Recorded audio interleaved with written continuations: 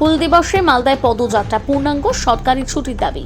হুল দিবস উপলক্ষে সোমবার মালদা শহরে অনুষ্ঠিত হল বর্ণাঢ্য পদযাত্রা। রথবাড়ি এলাকায় মালদা কলেজ থেকে ফোয়ারা মোড় পর্যন্ত আয়োজিত এই কর্মসূচিতে বিভিন্ন সংগঠনের সদস্য, ছাত্র, যুব, সাধারণ মানুষ অংশগ্রহণ করেন। পদযাত্রার মাধ্যমে 1855 সালে সাঁওতাল বিদ্রোহের বীর শহীদ সিধু কানু চাঁদ ও ভৈরব মুর্মু সহ সকল আত্মবলিদানকারীদের যোদ্ধাদের প্রতি শ্রদ্ধা নিবেদন করা হয়। অংশগ্রহণকারীরা হুল বিদ্রোহের ঐতিহাসিক গুরুত্ব তুলে ধরেন এবং আদিবাসী সমাজের আত্মত্যাগ ও সংগ্রামের স্মৃতিকে স্মরণ করেন। এদিন পদযাত্রা থেকে 30শে জুন হুল দিবসকে কেন্দ্র করে রাজ্য জুড়ে পূর্ণাঙ্গ সরকারি ছুটি ঘোষণার দাবি তোলা হয়।